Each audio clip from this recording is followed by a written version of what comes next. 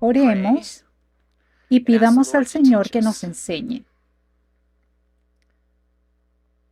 Padre Dios, reconocemos que estás aquí, Señor. Tu palabra dice que donde dos o tres estén reunidos, tú estás en medio de nosotros. Así que gracias, Dios, por tu presencia.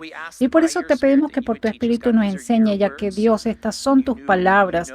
Tú sabías y sabes lo que pretendías con ellas, sabías cómo nos beneficiarían ahora. Así que, Señor, que podamos aprender lo que tú quieres que sepamos para que podamos tener tus bendiciones y poder tener tu continua obra de transformación en nuestras vidas. Gracias, Dios, por poder reunirnos aquí en tu nombre, en la unidad tuya, Padre. Gracias por darnos este edificio y por todo lo que ha sucedido aquí. Es solo gracias a ti que tenemos esto. Y Señor, que esto se use para continuar sirviendo a la comunidad. Primero en enseñar y aplicar tu palabra y segundo, Señor, en cómo podemos servir a la comunidad que nos rodea. Cómo podemos amarnos unos a otros, Señor, que eso venga de este lugar. Señor, estoy agradecido por los hijos que tenemos, con los que nos has bendecido, con los que nos has confiado, Señor. Que puedas continuar hablando con ellos, Señor. Ellos son nuestro recurso más valioso y te rogamos, Dios, que hables a cada uno de sus mentes y corazones. Señor, tú conoces sus situaciones familiares, sabes dónde se encuentran, saben hacia dónde se dirigen en la vida y por eso, Señor, te pedimos que construyas en ellos ahora, que los equipes ahora, Padre, para lo que necesitarán por el resto de sus vidas. Padre, yo también estoy afligido esta semana por la iglesia perseguida. Señor, vi esta semana a los 70 cristianos asesinados en el Congo. Señor, los creyentes de todo el mundo tienen que resistir sabiendo que arriesgarán sus vidas, Señor, al decir que son seguidores tuyos que se reúnen en tu nombre y aún así lo harán, Señor. Continúa dándoles valor, continúa dándoles poder para permanecer en tu nombre, Padre, a pesar del riesgo de sus vidas, que sus vidas continúen siendo un testimonio para nosotros aquí que vivimos en un lujo de tener una fe indiscutible. Y Padre, oro para que nos equipes para permanecer en tu nombre. Te lo pedimos en el nombre de Jesús. Amén. Leamos Génesis 2, 1 al 4. Si necesitas una Biblia, levanta la mano. Alguien con una camisa roja vendrá y te traerá una. Génesis 2, 1 al 4 dice: Así que quedó terminada la creación de los cielos y de la tierra y de todo lo que hay en ellos. Cuando llegó el séptimo día, Dios ya había terminado su obra de creación y descansó de toda su labor. Dios bendijo el séptimo día y lo declaró santo, porque ese fue el día en que Él descansó de toda su obra de creación. Este es el relato de la creación de los cielos y la tierra. A lo largo de los años he tenido una relación de evitación con el descanso y todavía lucho contra eso. Y la evitación me ha costado y le he costado a aquellos que amo. Ha habido dos periodos distintos en mi vida que me han mostrado claramente cuánto evito el descanso y que también me han mostrado las consecuencias de evitar el descanso.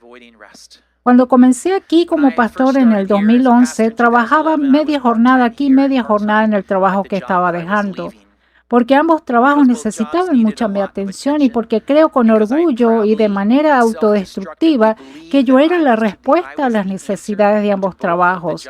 Terminé trabajando más de 60 días seguidos sin descanso.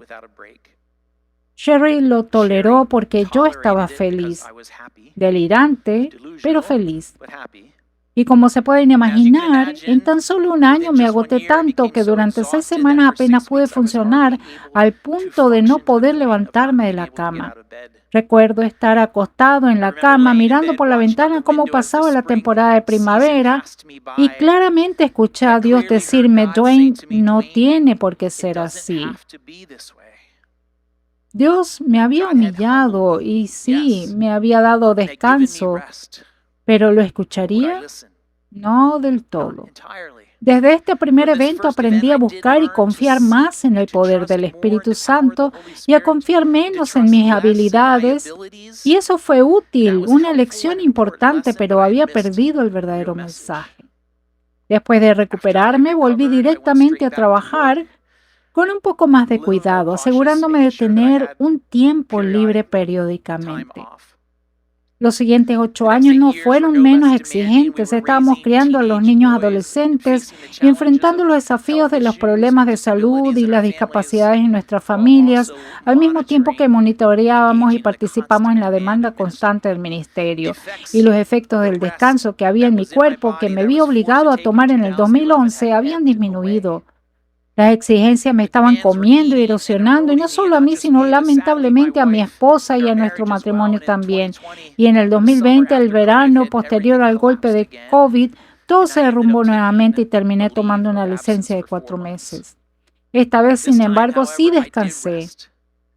Estaba empezando a aprender el valor, la importancia, el significado del diseño de Dios para el descanso. Y debido a que no descansé seriamente los años anteriores, tuve que tomarme estos 4 meses para salvar mi salud emocional y física, mi salud espiritual, mi relación con mi esposa y mi relación con los demás. Y hoy, en el 2025, estoy más saludable. Fue un largo camino para aprender a descansar y aceptar el descanso que verdaderamente es el diseño de Dios para todos nosotros.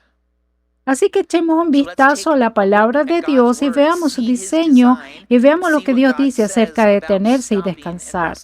Bien, ya hemos cubierto Génesis 1, así que lo que estoy a punto de señalarles les resultará familiar. Génesis 1, 1 al 24, que es al final del séptimo día, que es una unidad literaria. Nuestro capítulo occidental lo divide en el capítulo 1, que no está bien ubicado según los estándares de la literatura hebrea.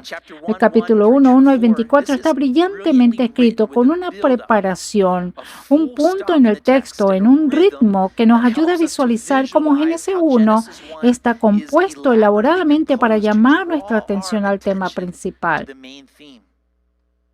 Así que comencemos. Comencemos identificando una de esas progresiones que vemos en el capítulo 1 y esa acumulación. Y esa progresión se basa en lo que sucede en cada día de la creación. Vemos a lo largo de los 6 días de la creación que cada uno de los actos creativos de Dios se basa en el día anterior, lo que a su vez sienta las bases para el día siguiente de la creación donde Dios actúa. Primero fue la presencia de Dios sobre las profundidades acuosas y oscuras, y luego fue la luz, y luego fue el cielo, y luego la tierra, y luego la vida vegetal y la vida animal, todo lo cual podría producir, todo lo cual podría multiplicarse y llenar la tierra a base de semillas, semillas que produzcan el mismo tipo de animales y plantas, semillas como semillas de manzana que pueden producir miles y miles de otras semillas de manzana de las que hablé hace un par de semanas. Saben, uno de ustedes, atentos oyentes, interpretó mi amor por las manzanas y mi historia de las manzanas con estos regalos y me los envió. Un oso pardo comiendo manzanas. Eso estuvo bien jugado, amigo. ¿Quién hizo eso? De la misma manera vemos a Dios que quería que los humanos fueran fructíferos y se multiplicaran y llenaran la tierra, pero en el sexto día Dios separa a estos humanos de todas las demás creaciones de Dios, creando a los humanos a su imagen, hechos como Dios, siendo creados a la imagen de Dios. Eso es exclusivo de los humanos. Los humanos fueron creados, sí, pero creados separados, creados de manera diferente de toda la otra creación. Creados a la manera de Dios, creados capaces de elegir, capaces de tener creatividad, capaces de relacionarse, pero principalmente, creados para una relación espiritual con Dios Padre. Y la intención de Dios era que toda la tierra estuviera llena de estos portadores de su imagen. El propósito declarado de Dios para los portadores de su imagen en Génesis 1:26 era que ellos reinaran, que tuvieran dominio sobre todos los seres vivos que Él creó hasta ahora. Si piensas en esa responsabilidad, esa es una responsabilidad real. Por lo tanto, la posición del portador de su imagen en la creación de Dios es la realeza, es una posición real sobre la creación. Entonces lo que tenemos es una imagen de todos los actos de la creación que involucran la vida. Todo lo que Dios creó hasta el sexto día fue creado para sustentar la vida de los humanos que Dios hizo a su imagen. Lo que comenzó con nada o lo que comenzó en el caos progresó hasta convertirse en una tierra que floreció y se llenó de vida vegetal y animal y de vida humana creada a la imagen de Dios. Y está claro en el texto que toda la creación fue para que los portadores de la imagen de Dios pudieran vivir y vivir para tener una relación con Él. Génesis 1, 28, 31 lo vemos de esta manera. Dice, luego Dios los bendijo con las siguientes palabras, sean fructíferos y multiplíquense, llenen la tierra y gobiernen sobre ellos, reinen sobre los peces del mar, las aves del cielo y todos los animales que corren por el suelo. Entonces Dios dijo, miren, les he dado todas las plantas con semilla que hay sobre la tierra y todos los árboles frutales para que les sirvan de alimento. Y ha dado toda planta verde como alimento para todos los animales salvajes, para las aves del cielo y para los animales pequeños que corren por el suelo, es decir, para todo lo que tiene vida. Y eso fue lo que sucedió. Entonces Dios miró todo lo que había hecho y vio que era muy bueno y pasó la tarde y llegó la mañana. Así se cumplió el sexto día. Así se cumplió el sexto día. Pero el relato de la creación, que va desde Génesis 1:1 hasta el capítulo 2, verso 4, es de 7 días. En los 6 días, la narración de la creación progresó y se construyó hasta el acto final de la creación de Dios, a los humanos como portadores de su imagen de realeza. Y si toda la creación era para los portadores de la imagen de la realeza de Dios, que se completó en el sexto día, y que Dios dijo que era muy bueno, no solo bueno, entonces es razonable concluir que el séptimo día también es para sus portadores de su imagen de la realeza. Si el séptimo día es para los portadores humanos de la imagen de su realeza, entonces debe haber algo más que Dios quiso que tuvieran sus portadores de la imagen. Y es aquí a donde conduce esta progresión y esta acumulación. Es interesante notar que la acumulación conduce a un descanso, a un punto final. Así que leamos nuevamente sobre el séptimo día y veamos qué ofrece el punto final del día a los portadores de la imagen de su realeza. Dice Génesis 2. Así que quedó terminada la creación de los cielos y de la tierra y de todo lo que hay en ellos. Cuando llegó el séptimo día, Dios ya había terminado su obra de creación y descansó de toda su labor. Noten en el versículo 1 la palabra completado. Y en el versículo 2 tiene las palabras séptimo y terminado. Estas palabras comparten el mismo significado. Las palabras completado, la palabra séptimo y la palabra terminado. En el hebreo original, las palabras de la nueva traducción viviente, completado y acabado, como se traduce allí en hebreo, son las mismas palabras. Sin embargo, el número 7 en hebreo tiene el significado simbólico de finalización, de perfección, de orden divino, por lo que los actos creativos de Dios fueron completos. Todo lo que creó fue perfecto, lo que significa que podría lograr todo lo que Dios pretendía que se lograra. Pero el 7 también significa que toda la creación fue ordenada exactamente como Dios pretendía que se ordenara. La creación culminada con los portadores de su imagen de realeza. Y si toda la creación, incluidos los portadores de su imagen, estaba completa, era perfecta, estaba divinamente ordenada. ¿Qué más necesitaban a partir del séptimo día? Bueno, hay otra palabra en el versículo 2 que nos ayuda a responder eso y es la palabra descanso. Génesis 2:2 dice, cuando llegó el séptimo día, Dios ya había terminado su creación y descansó de toda su labor. Ahora bien, en hebreo nuestra palabra descanso es la palabra hebrea Shabbat, de donde obtenemos nuestra palabra sábado. Y aunque Shabbat se traduce más frecuentemente como descanso, siempre tiene el significado de cesar el trabajo, dejar de trabajar. Hay otra palabra hebrea que se usa para descanso que no es de cesar el trabajo, pero esta sí se trata de dejar de trabajar, cesar como punto final. Así que en el séptimo día Dios descansó. Dios cesó de sus actos creativos, punto final.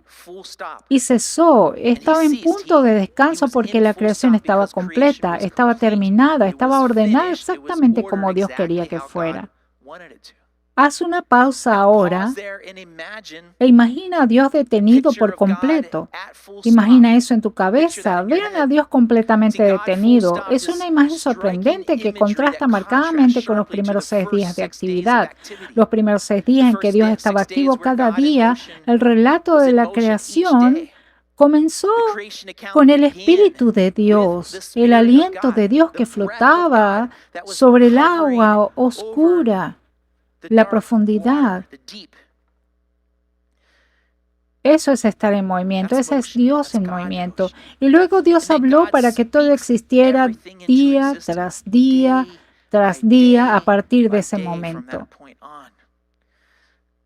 Todas esas son frases de acción en las que Dios estaba haciendo actividades alucinantes, actividades que estaban al tamaño, a la escala de toda la tierra, de todos los cielos, de todas las estrellas, de todo el universo, de todas las galaxias. Piensen en Dios en acción en ese nivel.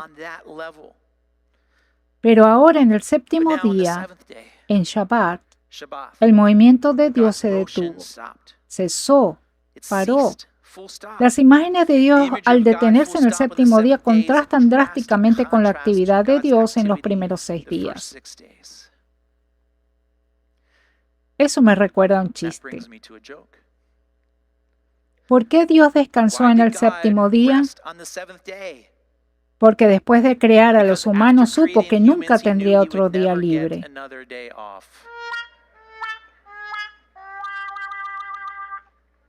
Muy cierto, ¿verdad?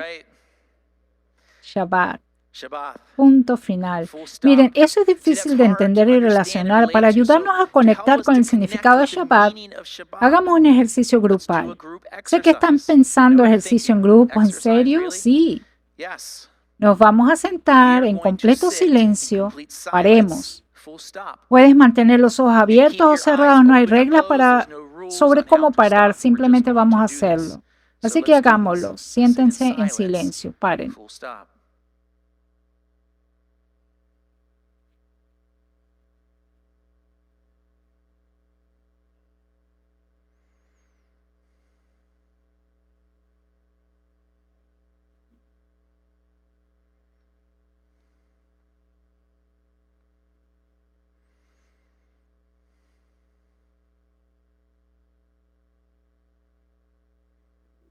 El silencio es incómodo, ¿no?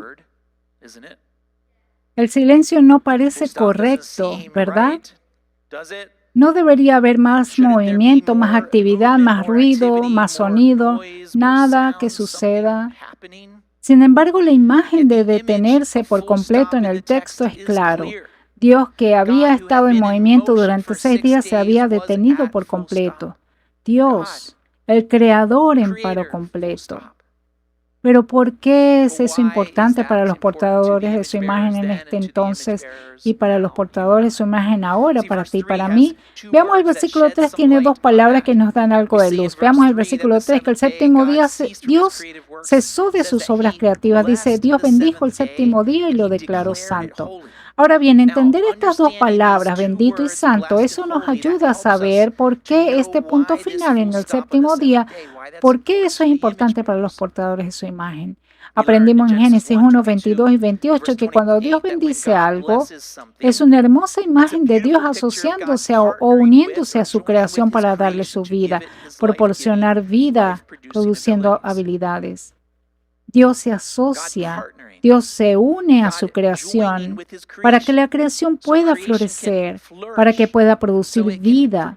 Creación que respira y florece y produce vida y produce fruto y se multiplica y llena la tierra. ¿Por qué? Porque Dios la bendijo.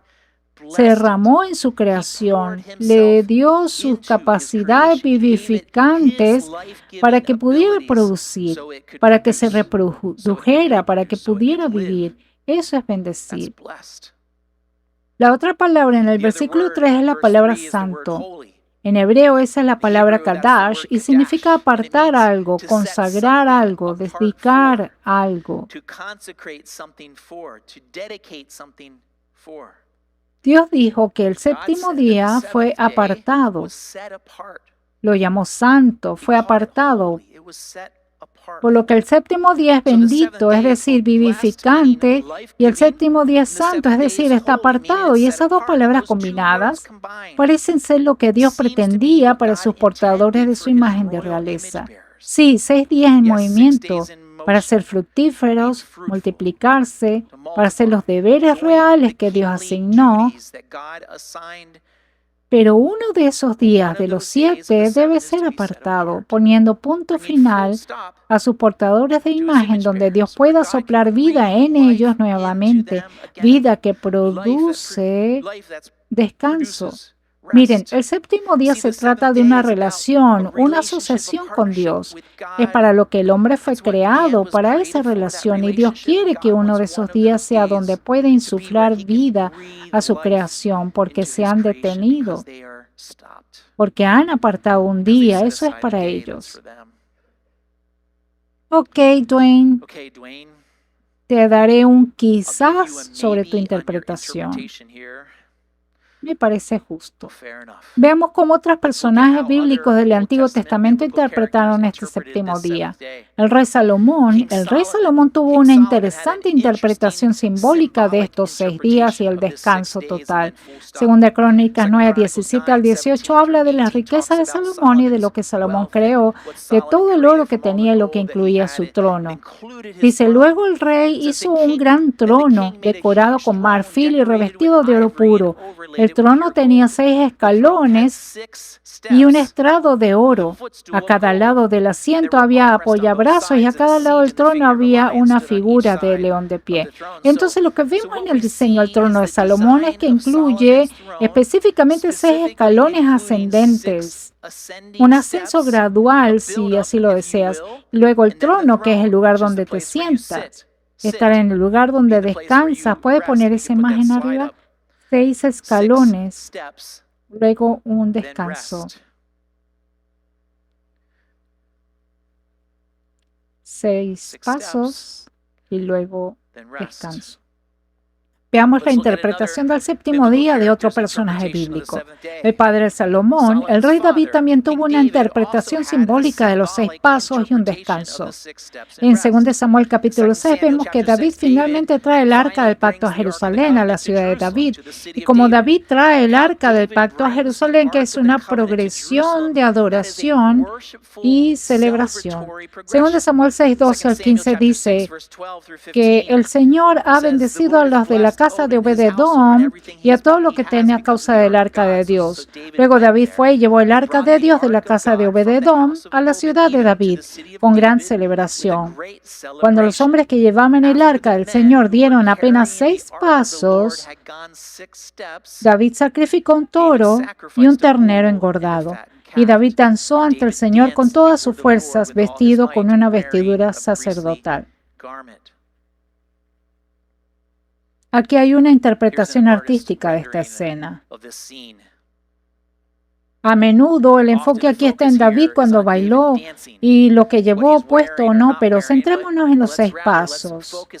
Entonces el baile de David y sus hombres llevaron el arca del pacto. Énfasis aquí en la palabra pacto significa relación, asociación con Dios. Ahora bien, hay capas de simbolismo aquí. La tapa del arca de la alianza, lo que hay entre las 2 alas de los ángeles, ¿cómo se llama? El propiciatorio de Dios. ¿A dónde vas para encontrar misericordia? ¿A dónde vas a descansar? Miren, se acercan a la ciudad de David en el monte Moriah, el lugar donde Dios había provisto, Jehová Jireh. Dios había provisto el carnero. Se recuerda en la historia de Abraham y que cada 6 pasos se detienen y ofrecen 2 sacrificios.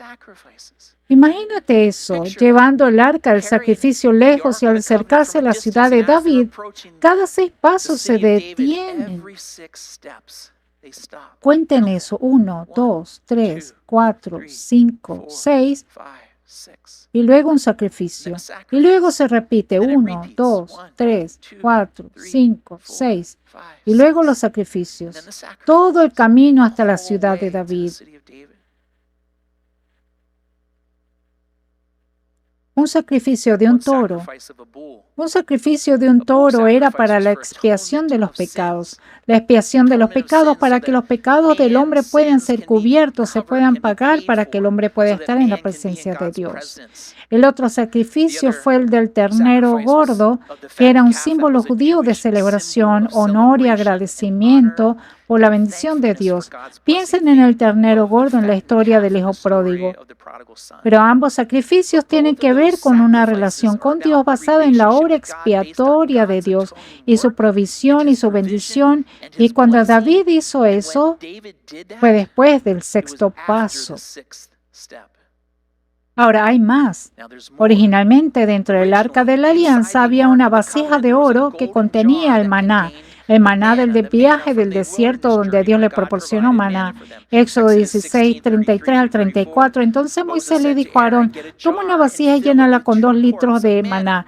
Después colócala en un lugar sagrado delante del Señor a fin de conservarlo para todas las generaciones futuras. Así que Aarón hizo tal como el Señor le ordenó a Moisés. Posteriormente lo colocó dentro del arca del pacto frente a las tablas de piedra grabadas con las condiciones del pacto. Esta era el maná, el pan del cielo que fue provisto por Dios, que los israelitas recolectaban diariamente, así que era su pan diario para comer mientras los israelitas estaban en el desierto. ¿Pero qué días recogieron el maná? 6 días. Los primeros 6 días, del 1 al 6. Éxodo capítulo 16, 22. El sexto día recogían el doble de lo habitual, es decir, 4 litros por persona en lugar de 2. Entonces todos los líderes de la comunidad se dirigieron a Moisés en busca de explicación. Así que el sexto día recogieron el doble de maná y confiaron en Dios que el maná del día extra no se pudriría. Les animo a leer esta historia, es súper interesante. Entonces, Shabbat, el sábado, el séptimo día, se trata de confiar en que Dios proveerá. Se trata de confiar en Dios que nos sostiene mientras descansamos, mientras nos detenemos.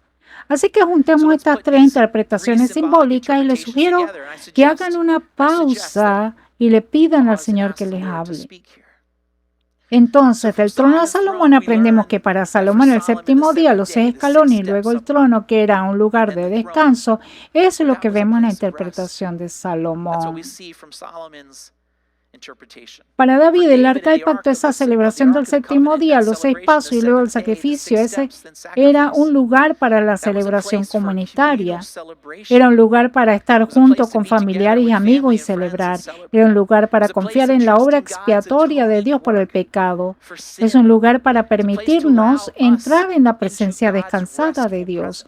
El séptimo día era para estar agradecidos por la bendición de Dios y la provisión de Dios. Para Moisés y los israelitas en el desierto y en la vasija de maná el séptimo día se trataba de confiar en que Dios proveería, sustentaría milagrosamente mientras descansaban obedientemente y eran refrescados por Dios. Ahora, estos 6 días y luego el séptimo día de descanso se centran en estos portadores de su imagen y en su asociación, su relación con Dios. Y es esa relación con Dios el tema del resto de la Biblia. Esto introduce la relación con Dios, lo primero que vemos en el relato de la creación hasta ahora. Se vuelve más obvio en el versículo 4 que veremos la próxima semana, pero apunta a la necesidad del hombre de estar en sociedad en relación con Dios. Y por supuesto todo apunta a Jesús. El séptimo día es bendito, es decir, que da vida, que florece. Este día de descanso, sábado, da vida a aquellos que lo aceptan y realmente descansan. El séptimo día significa santo, apartado para Dios, y el séptimo día es una celebración de expiación a Dios y su provisión. El séptimo día se trata de confiar en que Dios nos sostendrá y proveerá mientras descansamos. Ahora, déjenme contarles otra historia. El otoño pasado, después de la transición de pastor aquí en la iglesia, estaba hablando con el pastor Mike Gogler de Calvary, Susquehanna, y yo le estaba contando sobre mi vida de pastor, de toda la renovación del edificio y toda la locura que estaba sucediendo con eso, contándole sobre el estrés, las demandas típicas del ministerio, y él me preguntó, me dijo, Dwayne, ¿estás tomando un verdadero sábado? Procedí a racionalizar que por supuesto estaba tomando un sábado, pero en realidad mi vida una vez más no estaba en el ritmo diseñado por Dios de 6 días de trabajo y luego un día completo de descanso. Bueno, no mucho después de esa conversación, Sherry, mi esposa, sugirió enfáticamente que consideráramos un día diferente para descansar, para que tuviéramos un verdadero sábado. Lo que ella dijo sobre lo que estaba haciendo fue esencialmente tomar mediodía y luego racionalizarlo como un día completo. que luego fue reforzado por el entrenador del pastor con el que hablo regularmente. Y en respuesta, de hecho, cambiamos nuestros sábados por los lunes. Déjenme decirle, amigos, me encanta. Lo necesitaba mucho. Estoy de nuevo en ritmo con el diseño de Dios para la creación y estoy encontrando descanso. Mira, es un día en el que Dios sopla vida en mi alma. Así es como Dios quiso que fuera. Dios lo diseñó así, como una bendición, si lo aparto. Lo que hago o no hago en mi sábado es simple. Ceso en mi trabajo. Hago un alto en el trabajo y me propongo hacer solo cosas que me den vida a mí, que le den vida a nuestra familia. Para mí eso significa tomar siestas, leer, caminar, ir a tomar un buen café en algún lugar, pasar tiempo con familiares o amigos que respiren vida dentro de mí. A veces sucede al aire libre, eso lo disfruto mucho. Miren, ahora sé que a muchos cristianos evangélicos se les ha enseñado que después de la muerte y resurrección de Jesús, ahora vivimos bajo la gracia y que la ley no se aplica y por eso los sábados no se aplica. Y vivimos, sí, bajo la gracia, es verdad. Pero amigos, esto no se trata de ley, no se trata de lo que se debe y no se debe hacer. No se trata de cosas que se deben o no se deben hacer, se trata del don del sábado, el don del descanso que Dios nos dio, que Él ha incorporado en su glorioso diseño rítmico. Así que te animo a que lo pruebes. Puede dar miedo, sí. Puede que deje de trabajar, que no te parezca correcto por muchas razones. Puede que te parezca irresponsable. Puede parecer imposible, puede parecer incómodo. El silencio en sí puede dar miedo. Pero te animo a que lo intentes. Que lo intentes durante 1 o 2 meses. Algunas cosas funcionarán para ti, otras no. Aprende sobre la marcha. Tu descanso puede verse ligeramente diferente al mío y eso está bien, pero haz lo que te dé vida, úsalo como indicador de lo que quieres. Hazlo, si te insufla vida, hazlo. Si no es así, no, por supuesto que surgirán cosas, por supuesto. Por supuesto que las habrá, pero elige hacerlo. Proponte hacer cosas que te infundan vida. ¿Por qué? Porque ese es el diseño de Dios. Puedes descubrir que como yo, puedes descubrir que has estado fuera de ritmo con el diseño de Dios y ni siquiera lo sabías.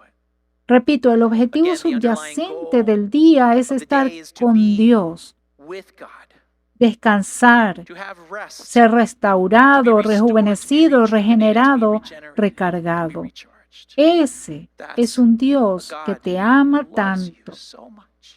Él sabe exactamente lo que necesitas, exactamente lo que necesitas. Nuestro Dios es un Dios bueno. ¿Hay un amén por ahí? Amén. Ahora, anticipo que habrá muchas preguntas sobre el sábado y cómo tomarlo.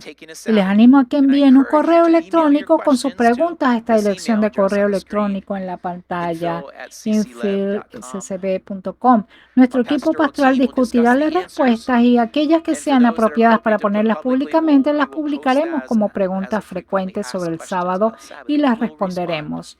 Esto es algo en lo que te animo a pensar y cómo puedes aplicarlo en tu vida y haz preguntas, estudia, explora todo eso. Nos comunicaremos contigo, pero Dios quiere bendecirte con el descanso. Quiere bendecirte con el descanso en asociación con Él. Déjame concluir en oración, Padre.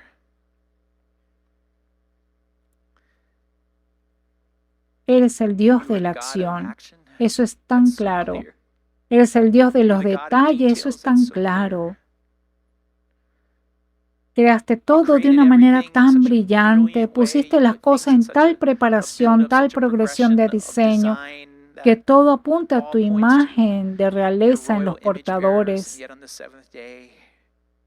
Y sin embargo, en el séptimo día construiste y descansaste.